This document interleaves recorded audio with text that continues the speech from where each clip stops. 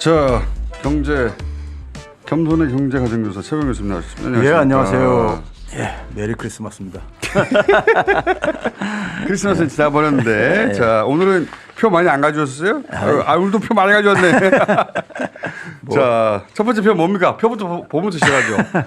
우리 이 표는 보여드렸던 건데, 가게들이 지금 소득이 지금 5분기째 지금 감소하고 있는 거. 연속으로 감소하고 있는 거. 윤석열 대통령 취임 이후부터. 예. 기가 막히게도.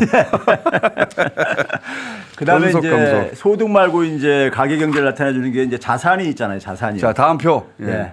자산은 이제 그러니까 연도별로 발표가 되는데, 예. 올해가 작년에 비해서 이게 감소한 거, 전체 분위기가 자산도 감소를 하고 있습니다. 자, 1분위, 2분위, 3분위, 4분위, 5분위는 자산에 1분위는 감소할 자산도 별로 없다 보니까 거의 멈춰 있는 거고 5분위들이 말하자면 제일 부자들이에요. 예, 예. 그렇죠. 예. 근데 5분위도 감소하고 이제 다 감소하는 거죠. 예. 예. 근데 1분위는 워낙 자산이 없어서 예.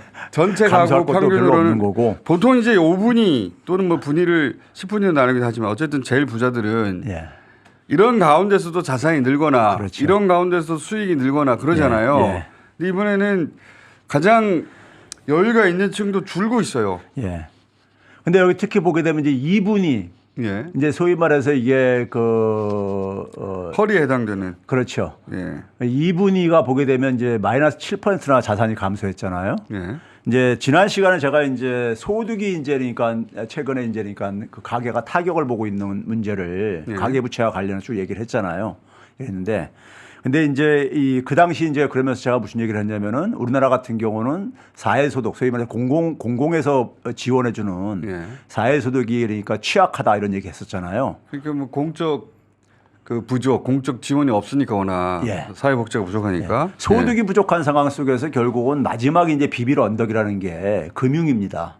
그렇죠. 예, 돈 빌려서 이제 어쨌든 간에 버텨야 되니까요. 근데 지금처럼 이게 경제가 어려운 상황 속에서 자산이 가다 보면 이제 그러니까는 우리나라 같은 경우도 보게 되면 이제 금융에 의존을 해야 되는데 가계가 금융에 의존을 되는데 우리나라도 공공금융이 굉장히 취약해요. 그렇죠. 거의 사실 실종돼 있는 상태입니다. 마이크로 금융을 무슨 도덕적 해이처럼 얘기하기도 하고. 뭐 정부가 그대로 정부 돈을 하나도 안 투입 안 하고 은행들한테 알아서 내한테 기부금 내 가지고 해결하라 뭐 이런 식으로 되게 하는데 그건 뒤에서 보여드리려고 하고요.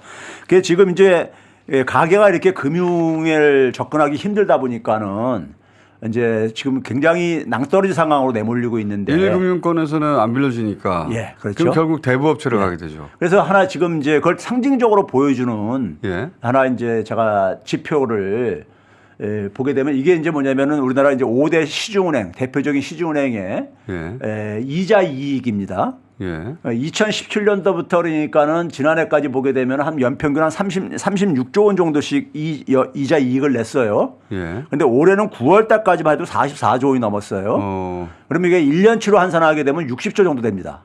1년치로. 그러니까 이게 9개월치기 때문에요. 은행들 돈 많이 벌었네요. 이게 수탈하는 거죠, 사실은 이거. 지금 이거 어려운 상황 속에서 문제는 경제가 굉장히 어려운 상황 속에서 은행이 엄청나게 돈을 벌고 있다는 얘기예요. 돈을 벌고 있는데 밑에는 뭐냐면요. 대부업체.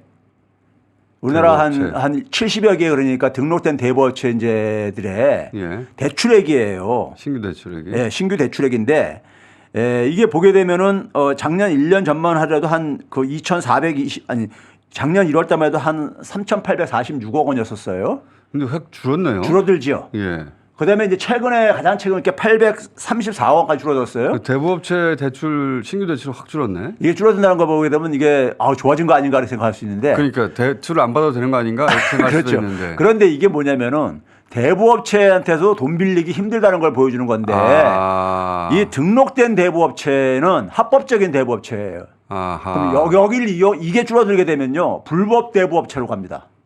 그러니까 이 대부업체들 지금 통계에 잡힌 이 대부업체들조차 대부업체지만 그 법정 이자 이상을 물지 않는 그렇죠. 합법적인 대부업체라 여기서도 심사가 엄격해서 여기 기준으로도 그래서 이거 줄어들고 있어. 그렇죠.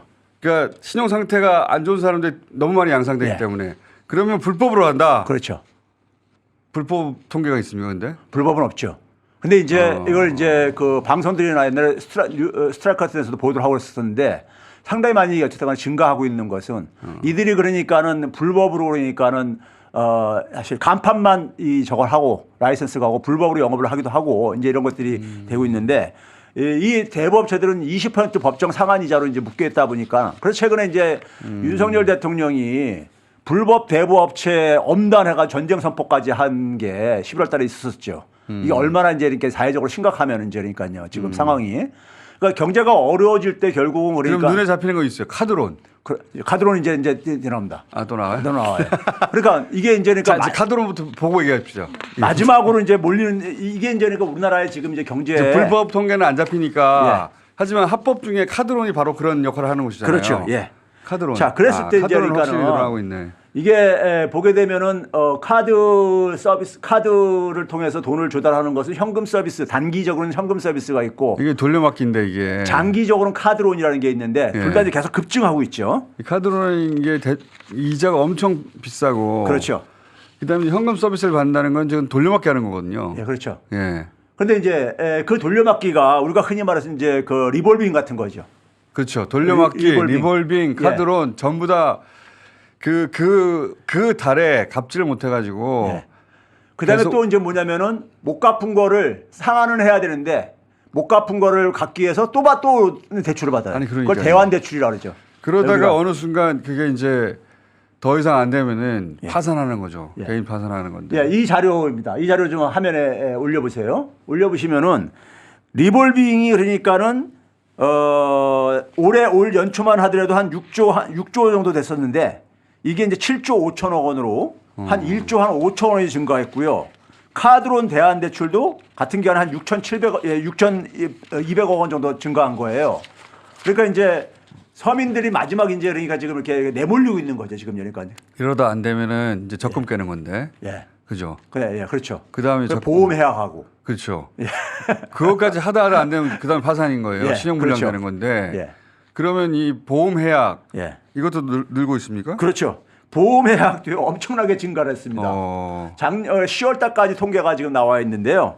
예, 이 생명보험회사 월간 생명 통계를 발표하는데 여기에 보게 되면은 7조 4천 원이나 증가했어요. 작년 같은 기간에 비해 10개월 동안에. 돈이 자신이 가지고 있는 자산 중에 가장 길게 묶여 있는 게 이거 하게 되면 손실도 보거든요. 해약을 그렇죠. 하게 되면은 이게 거의 마지막인데. 그렇죠. 요것도 깨고 있네요, 사람들이. 그렇죠. 깨고 있는 거예요. 그러니까 이런 상황 속에서 이렇게 지금 그러니까 막다른 골목으로 내몰리고 있는 거예요. 내몰리고 있는. 그래서 윤석열 대통령은 건전 재정 때문에 나라가 돈을 쓰지 않아야 된다고 계속 말하고 있죠. 사람들은 죽겠는데 나라가 돈을 쓰지 않아야 된다고 말을 하고 있어요. 기재부에 홀딱 넘어갔어요 보니까. 대통령이 경제를 너무 모르다 보니까 이 기재부 그 재경 라인에서 귓속말로 어쩌고저쩌고 하면은 그래 나는 잘하고 있는 거지. 그러니까 이 경제 관료들이 금융자본들의 이익에 복무하다 보니까 금융자본들은 신났죠. 뭐 다 자기들한테 등 떠밀어서 내보내고 있으니까 고금리 장사할 수 있고 그게 이제 그러니까는 엄청난 이자 수익으로 지금 이제 귀결되고 있는 거고 이렇게 되고 있는 거거든요. 그런 상황 속에서 이제 이 정부가 하는 짓을 보게 되면은 좀 이제 자기들도 뭔가 하는 걸 보여줘야 되잖아요. 그래서 이제 뭐 서민금융진흥원이라는 게 옛날에 만들어진 게 있습니다. 만들어진 게 있는데 거기에 이제 그러니까 은행들하고 캠코라 같은 데다 등 떠밀어 가지고 니네들이 좀 기부 좀 해라. 해가지고 돈을 이제 그러니까는 이제 최하위 이제 20%를 대상으로 해가지고 최대 100만 원까지 지원해주겠다 그랬어요. 올 봄에요. 이자가 너무 높더만 여기. 이자가 굉장히 높죠. 높다 보니까 이게 그러니까는 이자가 거의 20% 되던데. 이게 이제 한 10만 명 정도 더 가까이 되는데 대상이 지금 대출된 사람은 12만 5천 명뿐이 안 돼요. 왜냐하면 이자가 높아요. 이자가 높으니까 그러고 있잖아. 이거 하려면 금융 교육도 받아야 되고. 아니면 서민 금융 지원 한다는데 이자가 20%야. 대부업체야. 정부가 하는데. 정부가 왜 돈 장사를 하고 있어. 그러니까 뭐 카드론으로 하더라도 별 차이가 없으니까는. 카드론도 이자가 19%인가 17%니까. 그러니까. 아니 근데 정부가 서민 금융 지원 제도라는 걸 만들어서 어떻게 카드론 진짜 이자를 받냐고요. 저는요, 근데 이 경악을 금치 못하는 게 여기서 이제 이 사람들한테 12만 5천 명한테 10월 달까지 나간 게 한 740원 정도 대출해 줬어요. 대출해 줬는데 이게 그러니까 한 12만 5천 명 정도 해준 거예요. 이게 1인당으로 보게 되면 이게 한 56만 원 정도뿐이 안 되는 거예요. 100만 원도 안 빌려. 100만 원도 안 된 거예요. 왜냐면 그러니까요. 이자가 비싸니까요. 그렇죠. 이자가 16% 막 이렇게 하니까 카드로가 거의 비싸니까. 근데 문제는 뭐냐면 지금 이제 주식 양도세액으로 주식 양도세액 0.05%만 해당되는 주식 양도세액을 지금 그러니까 기존에 그러니까 양도세를 내던 사람들 중에서 부자 그냥 부자도 아니에요, 이 사람들은. 예. 초부자. 한 종목당 10억 원 이상이었었는데 한 종목당 50억 원 이상으로 올린 겁니까? 아닙니까? 그러니까요. 그럼 세금 내던 사람에 대해 계산을 해보니까요. 주식 한 종목을 50억 이상 소유하고 있는 일반인이 어디 있어요? 그래 세금 내던 사람 중에 70%를 세금 감면을 해준 거야. 이 부자 주식 소유자들한테요. 네. 그래서 그 세금으로 지금 이제 그러니까 되게 추징될 수 있는 것을 정확하게 지금 말할 수는 없지만은 과거 자료하고 이렇게 좀 연결해 가지고 보게 되면은 이번에 혜택 보는 사람이 한 9,200명이 넘어요. 그래서 초부자들이 초부자죠. 50억. 예. 아니 한 종목당 그것도 50억이야. 그러니까 한 종목당 한 종목만 가지고 주식 투자하는 사람이. 그러니까요. 예. 그런 일반인이 어디 있어요? 그러니까요. 그 사람들 지금 주식 양도세 안 해주는 이게 거잖아요. 지난번에 제가 얘기했던 소득 활동자 중에서 0.1%에 해당되는 사람들이 이 사람들인 거예요. 그러니까 1년에 19억 원 가까이 버는 사람들이 이 사람은 0.05%인 것 같은데 이 사람들. 예.